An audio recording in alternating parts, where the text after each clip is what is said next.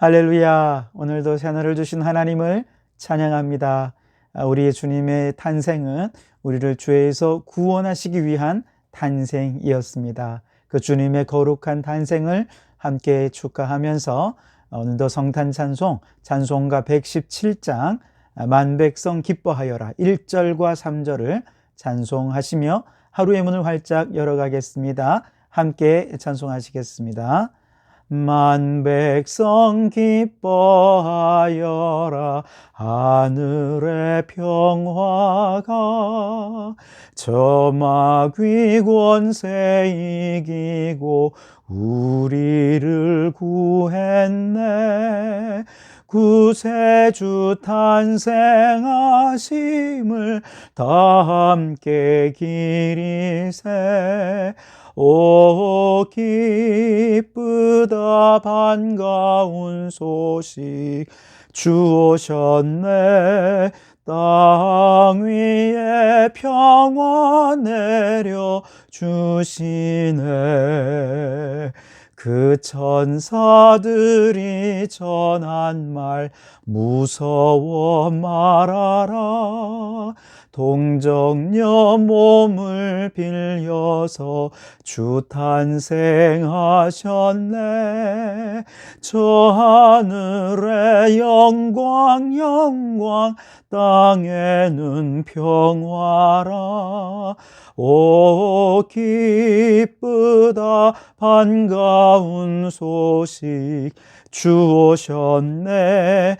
땅 위에 평화 내려주시네. 아멘. 주님의 평화가 가득한 이날이 되시기를 주님의 이름으로 축원합니다. 이 아침 우리에게 주시는 하나님의 말씀은 사도행전 12장 1절에서 19절까지 말씀입니다. 봉독해 드리겠습니다. 그때에 헤롯 왕이 손을 들어 교회 중에서 몇 사람을 해하려 하여 요한의 형제 야고보를 칼로 죽이니 유대인들이 이 일을 기뻐하는 것을 보고 베드로도 잡으려 할세. 때는 무교절 기간이라. 잡음에 옥에 가두어 군인 내식인 내패에 맡겨 지키고 6월절 후에 백성 앞에 끌어내고자 하더라. 이에 베드로는 옥에 갇혔고 교회는 그를 위하여 간절히 하나님께 기도하더라. 헤롯이 잡아내려고 하는 그 전날 밤에 베드로가 두 군인 틈에서 두 쇠사슬에 매어 누워 자는데 파수꾼들이 문 밖에서 옥을 지키더니 호련히 주의 사자가 나타나매 옥중에 광채가 빛나며 또 베드로의 옆구리를 쳐 깨워 이르되 급히 일어나라 하니 쇠사슬이 그 손에서 벗어지더라. 천사가 이르되 띠를 띠고 신을 신으라 하거늘 베드로가 그대로 하니 천사가 또 이르되 겉옷을 입고 따라오라 한데 베드로가 나와서 따라갈새 천사가 하는 것이 생시인 줄 알지 못하고 환상을 보는가 하니라. 이에 첫째와 둘째 파수를 지나 시내로 통한 쇠문에 이르니 문이 저절로 열리는지라. 나와서 한 거리를 지나매 천사가 곧 떠나더라. 이에 베드로가 정신이 들어 이르되 내가 이제야 참으로 주께서 그의 천사를 보내어 나를 헤롯의 손과 유대 백성의 모든 기대에서 벗어나게 하신 줄 알겠노라 하여 깨닫고 마가라 하는 요한의 어머니 마리아의 집에 가니 여러 사람이 거기에 모여 기도하고 있더라. 베드로가 대문을 두드린데 로데라 하는 여자아이가 영접하러 나왔다가 베드로의 음성인 줄 알고 기뻐하여 문을 미처 열지 못하고 달려들어가 말하되 베드로가 대문 밖에 섰더라 하니 그들이 말하되 내가 미쳤다 하나 여자아이는 힘써 말하되 참말이라 하니 그들이 말하되 그러면 그의 천사라 하더라. 베드로가 문 두드리기를 그치지 아니하니 그들이 문을 열어 베드로를 보고 놀라는지라.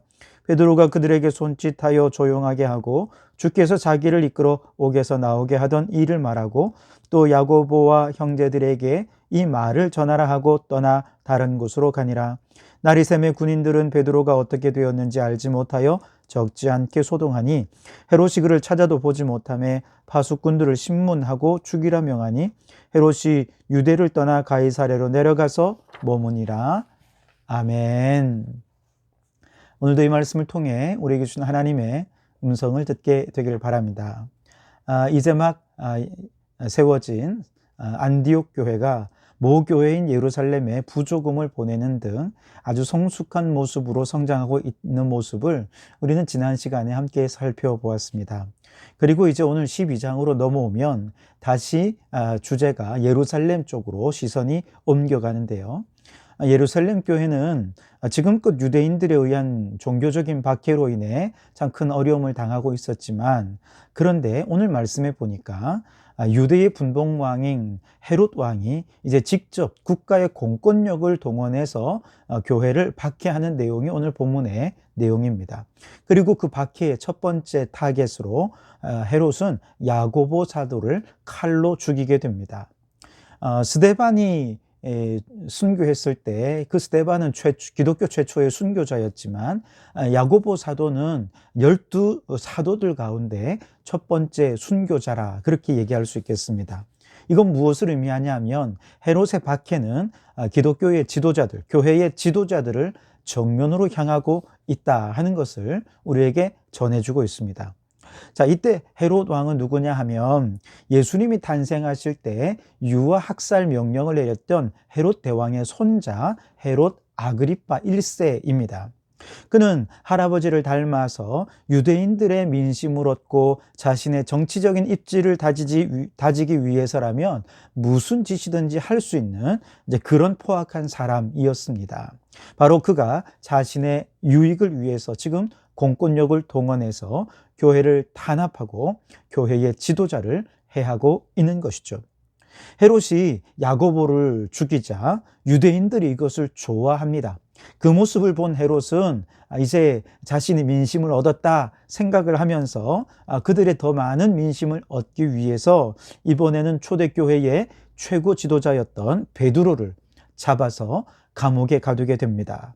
마침 잡았던 그때가 무교절에 시작되는 기간이었기 때문에 이제 무교절이 끝난 다음에 베드로를 죽이려고 계획을 하고 감옥에 가둔 이후에 4명으로 구성된 로마 군사들이 하루 4교대로 이제 서로 교대를 해서 베드로를 아주 철통같이 지키는 그런 감시 속에 감옥에 가두어 두고 있었던 것이죠. 자, 이렇게 교회가 2명의 지도자를 한꺼번에 잃었을 때 정말 절체절명의 위기의 상황이잖아요. 이럴 때 이 예루살렘 교회 성도들은 어떻게 이 위기를 대처했을까요? 국가 권력에 의해 지금 최고 지도자인 베드로가 감옥에 gat혔습니다. 또 야고보 사도가 순교했습니다. 아마 우리 같으면 굉장히 우왕좌왕하고 또 굉장한 두려움 속에서 어찌할 바를 몰라 하고 있었을 텐데요. 그런데 이 초대교회 성도들은요, 오히려 기도하면서 하나님께 간구하며 도움을 구하고 있었던 것이죠. 5절 말씀을 보시면 이에 베드로는 옥에 갇혔고 교회는 그를 위하여 간절히 하나님께 기도하더라. 아멘. 원어를 보시면 베드로는 옥에 갇혔고 라고 하는 말과 곧바로 이어지는 교회는 이라는 그 사이에 헬라어 데라고 하는 단어가 들어가는데 이건 접속사 그러나 라고 하는 의미입니다. 다시 말해서 눈앞에 펼쳐지는 현실은 말씀드린 대로 야고보 사도가 순교하고 베드로가 감옥에 갇혀지면서 지금 공권력을 총동원해서 왕이 지금 교회를 말살하려고 하는 그런 상황이 아닙니까? 바로 그런 상황 속에서 그러나입니다. 즉 눈앞에 펼쳐진 현실로 인해 두려워하거나 낙심하거나 좌절하지 않고 오히려 그들이 베드로와 야고보 사도로부터 그동안 지도자들로부터 배운 대로 또 지금까지 또 그렇게 해왔던 것처럼 위기 상황에서 그들은 기도했다는 것이죠. 기도 외에 다른 방법은 생각지도 않았고 시도하지도 않았다는 의미에서의 그러나입니다. 왜냐하면 그들은 고난 속에서 성도가 취할 수 있는 가장 큰 무기가 바로 기도밖에 없다는 사실을 너무 잘 알았기 때문에 그렇습니다. 그렇습니다, 여러분. 기도는 나약한 자가 하다 안 되니 마지막에 붙잡는 지푸라기 같은 그런 것이 아닙니다. 종교개혁자 마틴 루터는 기도는 교회의 가장 강력한 벽이고 요새다. 그것은 기독교의 뛰어난 무기다. 그렇게 이야기했습니다. 그래서 여러분, 우리도 눈앞의 현실은 암울하고 눈앞에 보이는 현실은 절체절명의 위기 상황이지만, 그러나 우리는 기도할 수 있는 기도의 사람이 되어야 할 줄 믿습니다. 현실은 위기 상황이고 고난의 상황이지만, 그러나 오직 기도만을 고집하는 성도. 현실은 낙심과 좌절할 상황이지만, 그러나 기도의 무기를 붙잡는 성도. 세상의 모든 권력이 공적 힘을 의지해서 교회를 공격하지만, 그러나 교회는 간절히 하나님께 기도하더라 라고 하는 바로 그런 교회, 그런 성도, 하나님께서 그러나의 신앙을 가진 성도, 그런 교회를 반드시 도와주시고 지켜주시고 이기게 해 주실 줄 믿습니다. 이렇게 초대교회 예루살렘 성도들이 이 위기 가운데서 그러나의 신앙으로 기도하던 바로 그 기도 속에는 어떤 마음이 있었을까?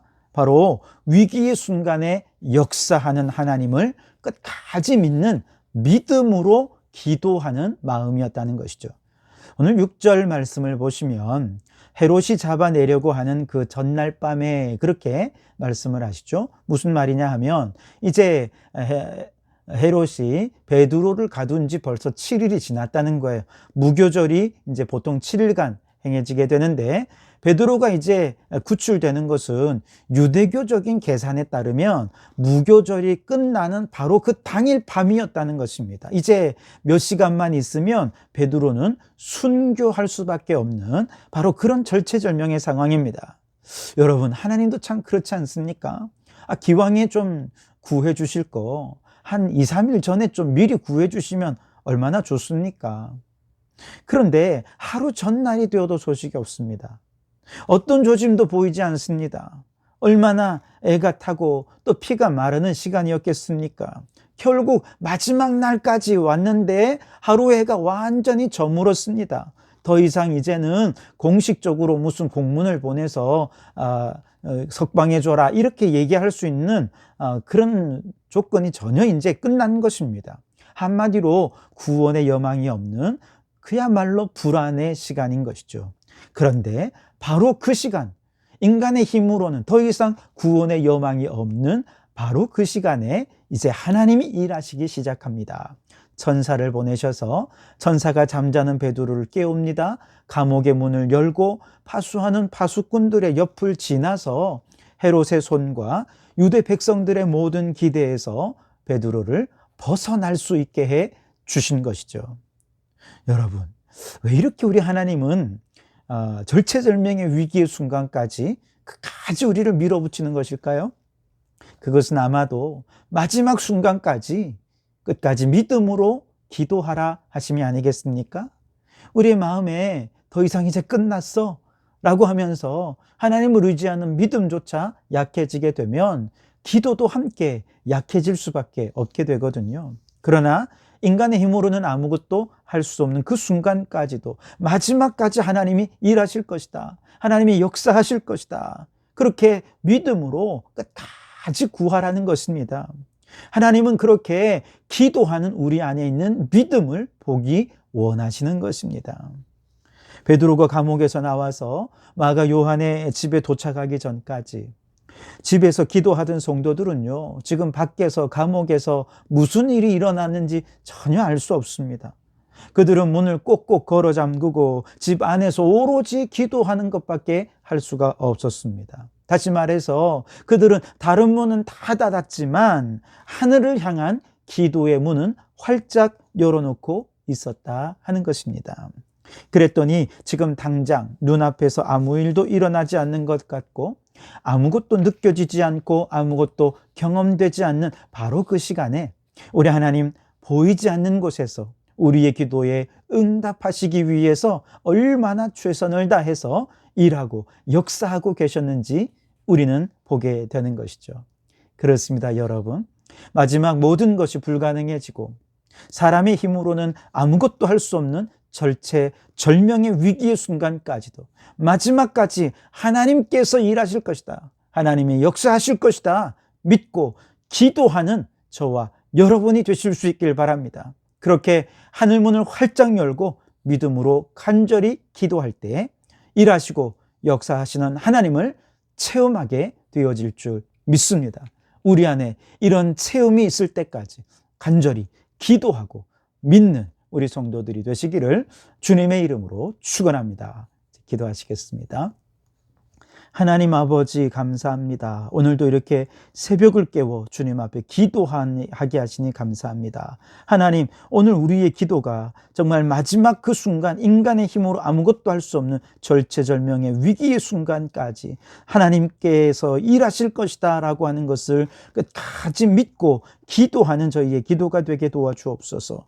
오늘 이 아침 우리의 기도 가운데 혹시 절체절명의 기도가 있지 않습니까? 하나님의 도움만을 구하는 기도가 있지 않습니까? 다른 문은 다 닫혀 있지만 기도의 문은 열지 않고 마지막까지 기도하고 있는 성도들의 그 기도를 들으시고 응답해 주셔서 주여 응답하시고 모든 일이 형통하게 이루어지는 역사들이 있게 해 주시옵소서. 아버지, 우리 모든 성도들 안에 하나님의 역사를 믿고 기도하는 그 놀라운 믿음과 기도를 보여서 하나님의 기적을 체험하고 하나님의 놀라운 역사를 경험하는 저희들 될 수 있도록 인도하여 주시옵소서.